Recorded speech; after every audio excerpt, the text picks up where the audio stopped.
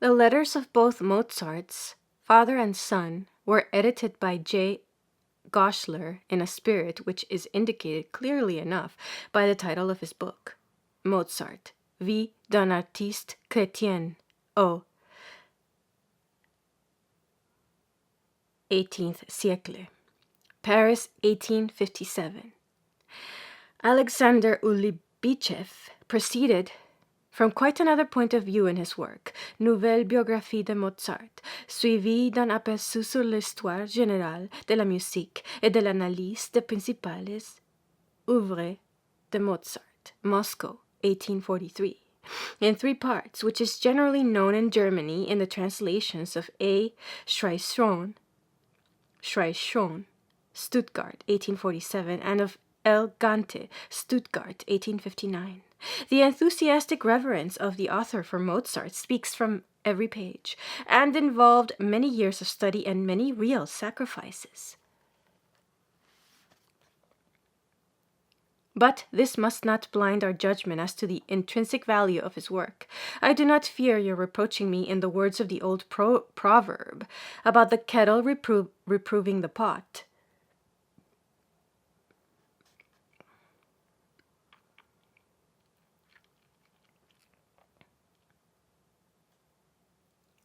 If I express myself freely as to what I consider the weak points of this book, Ulibichev's main object has been a critical and aesthetic analysis of Mozart's later works, on which his fame mainly rests, and which bear the most perfect impress of his genius. The author's observations, therefore, are confined to a definite portion of Mozart's compositions, the best known, because the greatest, and any idea of extending them does not seem to have occurred to him. Anything further in his works is meant to serve only as a foundation for those observations.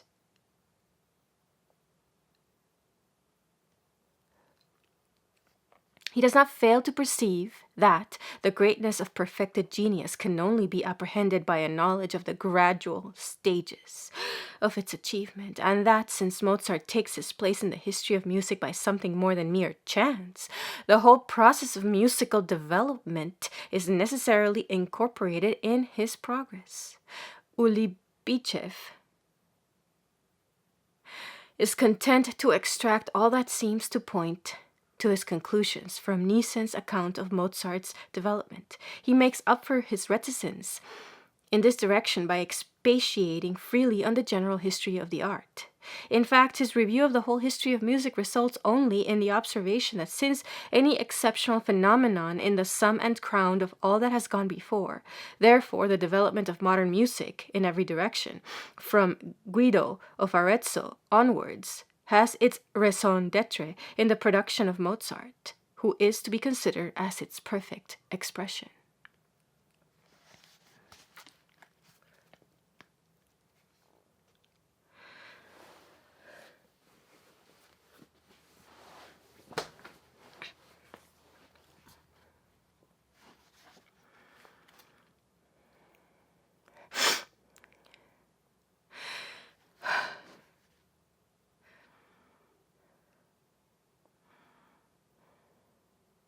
No one knows better than yourself, my friend, the false conclusions to which this exaggeration of an idea, true and suggestive in itself, has led.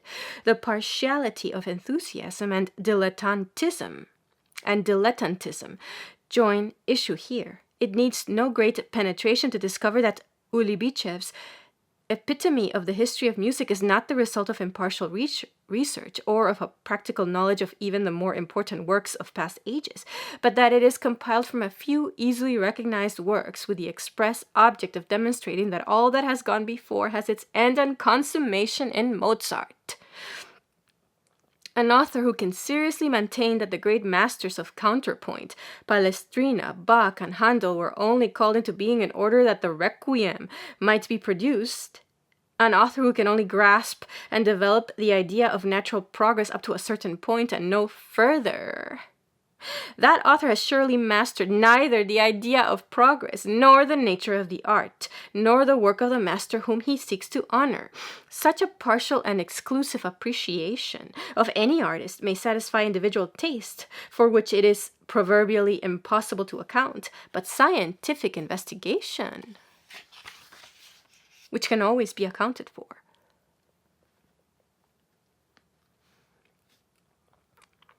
seeing that it proceeds from a rational basis, rejects it at once and altogether. You will, I know, agree with me that the critic who, like Olivia, depreciates Beethoven in order to maintain Mozart on his pedestal does not understand Mozart. The distortion and exaggeration of such an idea leads further to the neglect of those clues to a right understanding of Mozart's development which exists in the circumstances of his life, in his youthful works, and in the conditions of his age and surroundings. The distortion and exaggeration of such an idea leads further to the neglect of those clues to a right understanding of Mozart's development which exist in the circumstances of his life, in his youthful works, and in the conditions of his age and surroundings. These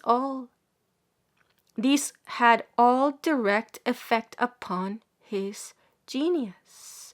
And insofar as they are disregarded, our conception of the man and the artist will be defective. I am, of course, far from denying that Olivia has brought to the performance of his task considerable power of delicate aesthetic analysis, together with much spirit and ingenuity. But his analysis of particular works does not start from artistic form, the specific basis of all works of art. He never seeks to demonstrate how the universal laws of art, under certain conditions, govern all concrete forms according to the individuality of the artist, a difficult task in music, but still essential to its true understanding. Instead of this, he contents himself with giving us his own reflections on the various compositions he analyzes, and the feelings and ideas which they suggest to himself.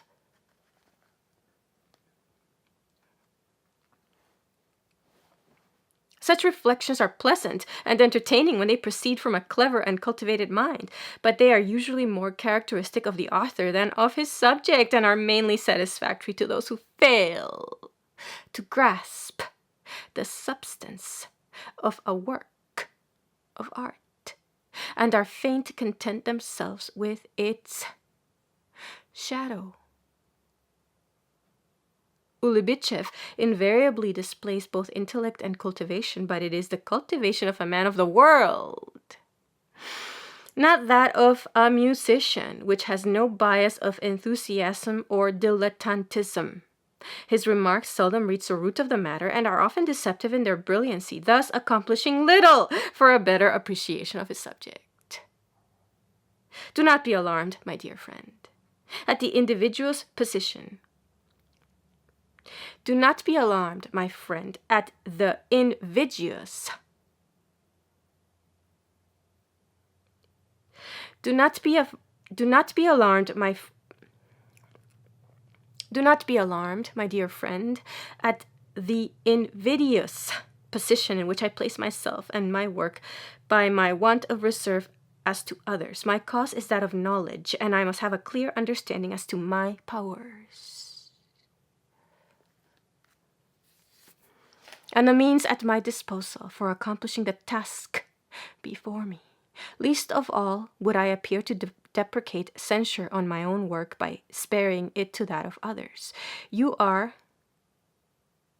aware that music has, from my youth up, occupied a large share of my time and thoughts, so much so that my elders were in the habit of shaking their heads and auguring ill for my philological studies.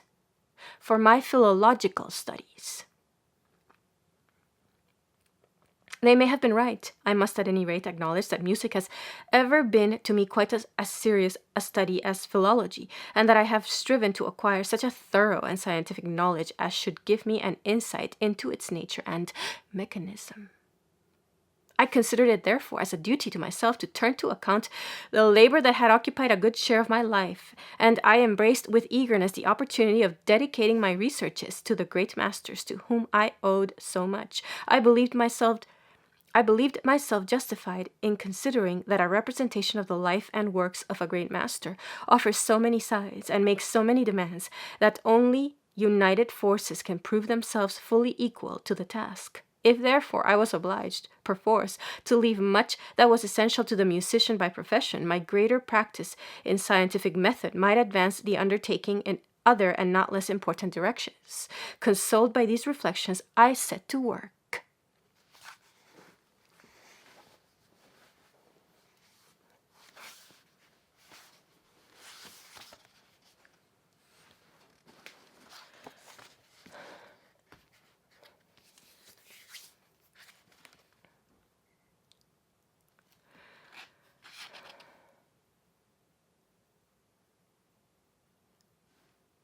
The task I proposed to myself was a thorough investigation of the sources available for a trustworthy and exhaustive account of Mozart's life, with special reference to all that was calculated to affect his moral and musical development in the general conditions of his time, and in the local and personal circumstances which influenced him, and, in addition, a history of his development as an artist, and a characterization of his artistic performances as comprehensive as a thorough study and appreciation of his compositions could make it. No side of this task could be treated altogether independently. Both the researches and the remarks resulting from them, touching now one, now the other, in the biography as in the individual, the artist, and the man, are indissolubly united.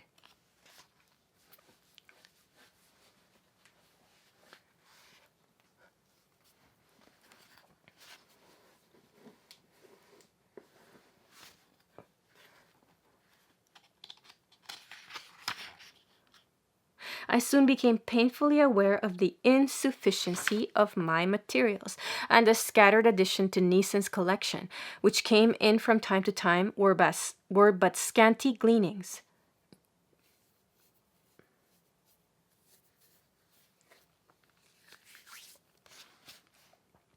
It was essential to reach the original sources. It was essential to reach the original sources.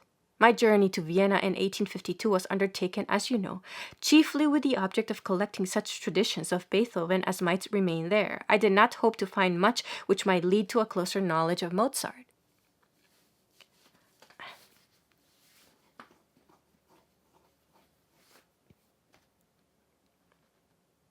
Living testimony as to his life, person, or circumstances was almost extinct. Little of what I learnt was from impressions at first hand, and it was generally necessary to guard against such communications as the result of book knowledge distorted by verbal transmission.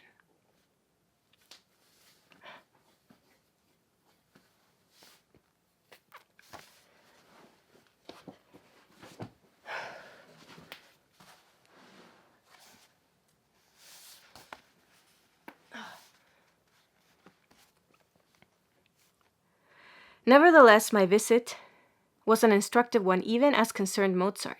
Widely different as was the Vienna of 1852 from the Vienna of 1780 to 1790, yet much was gained by actual observation and impressions, which could not be given by books, and which operates more in the color and tone of the whole representation than that in any precise details. Intercourse, also, with accomplished friends led to much which would otherwise have remained untouched. My valued friend Karajan, in particular, with his musical knowledge and his intimate acquaintance with Vienna, rendered my stay in that city as instructive as it was agreeable. He had a good opportunity of experiencing how much trouble one is capable of giving to a friend who is always ready with explanations and willing to enter on the driest search into matters of detail, if he can thereby help forward another. At the Imperial Library, I found not only the different manuscripts of the Requiem, which serve as the surest testimony on the much debated question of its authorship, but many other important manuscripts and rich material of all kinds, my access to which I owe to the unfailing courtesy of the custodian, A. Schmid. But the most important aid came from Alois Fuchs. With extraordinary perseverance, he had collected every writing that in any way related to Mozart, and with a disinterested liberality. Rare among collectors, he placed at my service all that he possessed and all that he knew.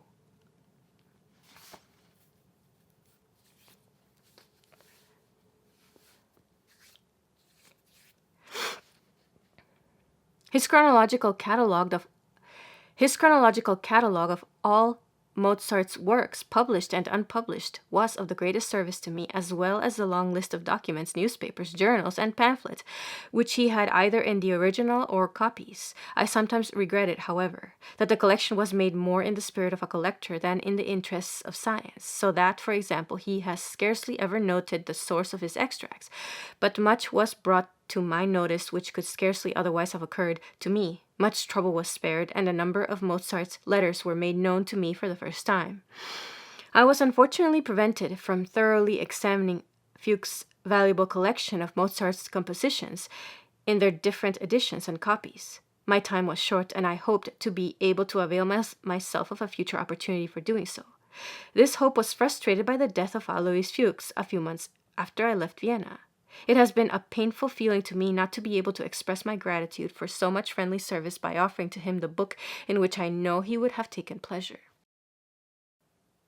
The greatest service which he rendered me, however, was the intelligence that all that were preserved of Mozart's letters had been presented to the Mozarteum in Salzburg by the Frau Baroni Cavalcabo, to whom they were bequeathed by Mozart's son Wolfgang. In November of the same year, I repaired, therefore, to Salzburg. I here found the only remains of that complete correspondence which Nissen had edited, viz., the letters between 1777 and 1784, just as he had made use of them. Fortunately, they embraced the most important period of the biography.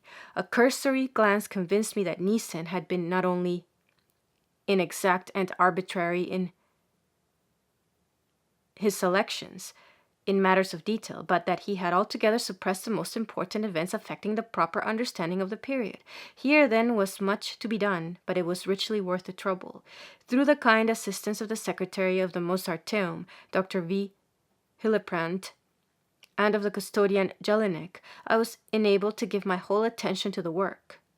I collated the letters, printed by Nissen, like an old schoolman, copying them entire or making voluminous extracts. One may boast of one's industry, and I can offer an unimpeachable witness of mine in old Teresa at the Golden Ox, who afterwards forgot my name, but remembered me as the professor who sat in his room for more than 3 weeks writing from morning to night. Fortunately, it was bad weather, or it would have been too hard a trial, even for a professor, to sit in his room all day at Salzburg. But the usual hateful task of transcription was on this occasion a real enjoyment.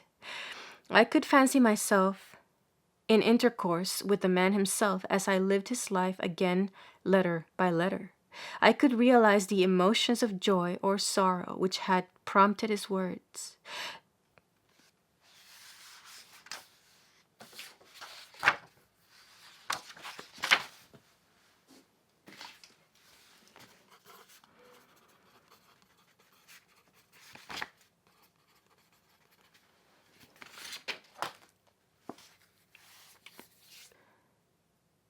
The impressions which they had made on the recipients, and even the variations in the handwriting, grew to have their own significance. It is my most earnest wish that some breath of this feeling may have passed into my own performance, but it would scarcely be possible to reproduce the inspiration which contact with the letters awoke in myself. On the completion of this task, I made researches for any of Mozart's compositions, which might still remain in Salzburg. I failed, however, to discover any. Although Mozart's sister, his widow, and her sister had lived in Salzburg within the last 10 years, it had occurred to no one to make inquiries concerning their great countryman, or to preserve to posterity the rich treasures of family tradition which encircled his whole life. I found when I inquired that all was as completely forgotten, as irrecoverably lost as his grave, nor had anything further been preserved in the way of family papers and documents. After the death of Mozart's eldest son, Karl, all that he possessed of letters written during the journeys of 1762 to 1775 and other documents were placed in the Mozarteum. Treasure such as that correspondence I could scarcely expect to excavate elsewhere, but through the kindness of friends and well-wishers, many letters have been placed at my disposal which have added to the interest, more particularly of Mozart's later years. I have no doubt that many documents are still hidden in autograph collections and elsewhere. Perchance my book may open the eyes of the possessors to the true value of their treasures, and I shall consider it as a rich reward of my labors if they aid in bringing to light any such relics of Mozart. Assistance of another kind, no less important than the foregoing, came from Andre's collection.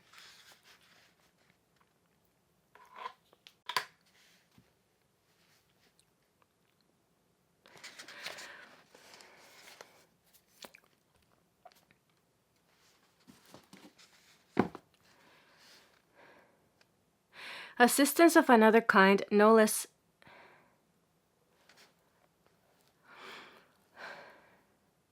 Assistance of another kind, not less important than the foregoing,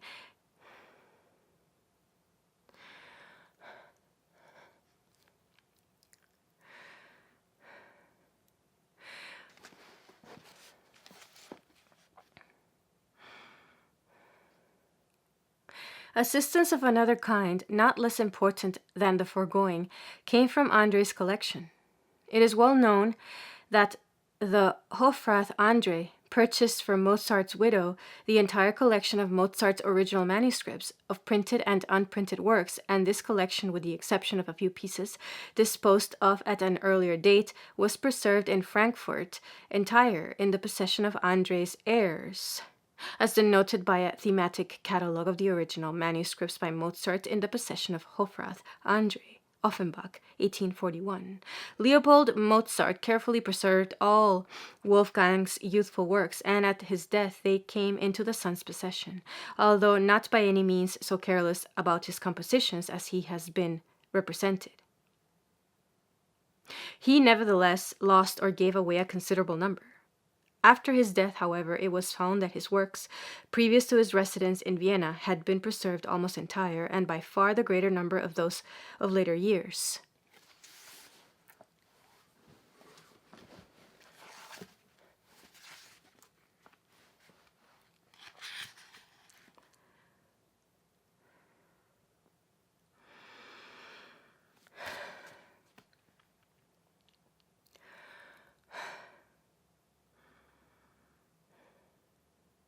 Andre's collection contains further the enumeration, in Mozart's own handwriting, of his works from his earliest years in almost unbroken succession to his death. The more important and greater number of his compositions, previous to 1780, are still unprinted, and many of the printed ones are so carelessly edited that a comparison with the original is indispensable. The importance of Andre's collection is manifest, and it is probable that none of equal value, historical and artistic, exists for any other great master, whatever his art. Unhappily, the apprehension that Germany could conceive no worthier or more lasting way of honoring Mozart than by the erection of statues and busts has been fulfilled, and Mozart's manuscripts have already been in great measure dispersed. Convinced that a review of Mozart's musical development would be impossible without an exhaustive knowledge of his youthful works, I repaired to Frankfurt in the summer of 1853 in order to examine this remarkable collection. The brothers Karl and Julius Andre granted me ready access to it and kindly prepared me an apartment in their house, where I had full liberty to study the MSS and make what notes and extracts I pleased, a task which occupied 5 weeks. As it proceeded, I could not but feel that the most accurate notices could not give the fresh impression of the actual work. Here again the brothers Andre came to my aid, displaying throughout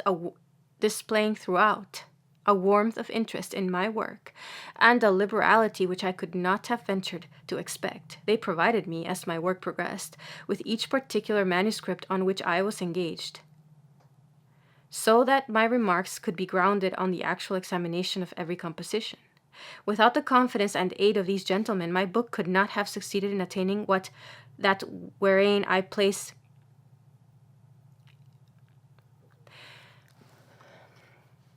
Without the confidence and aid of these gentlemen, my book could not have succeeded in attaining that wherein I place its essential value.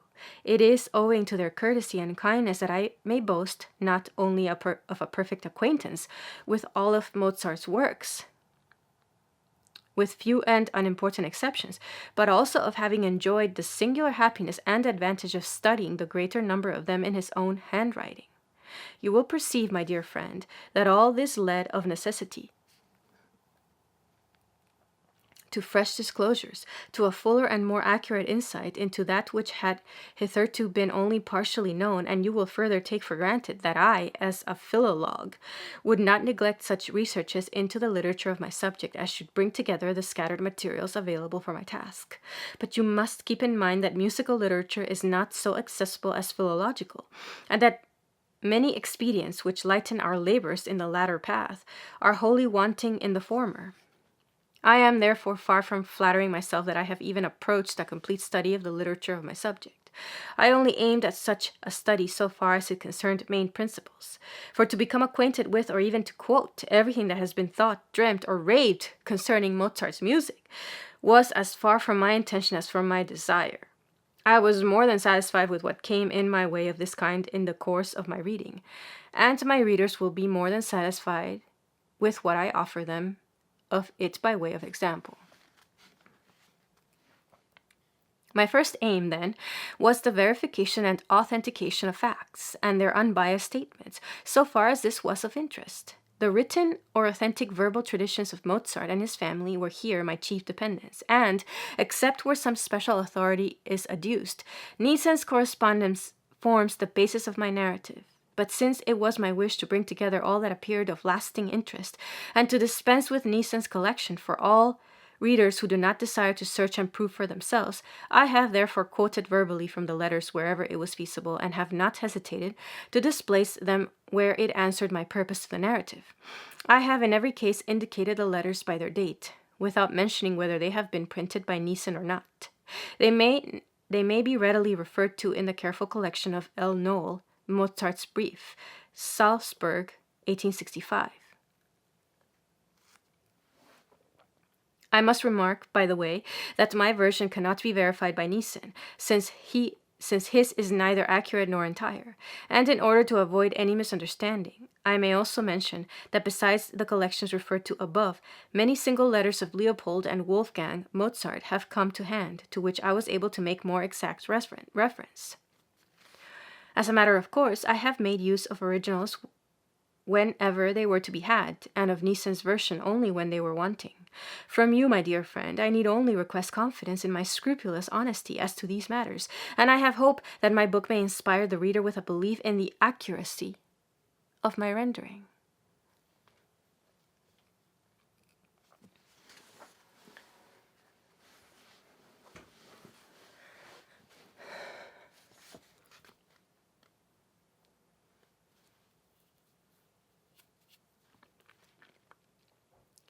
It need scarcely be said that I have not made the slightest alteration in the style and expressions of the letters. I have only taken a few liberties with the orthography in order not to distract the reader's attention unnecessarily from the characterization. I have accurately indicated any reference to authorities other than the letters. It has been my aim to represent not only what immediately concerns Mozart, but also the time in which he lived, his circumstances, and the persons with whom he came in contact, so far as all these affected the development of his genius.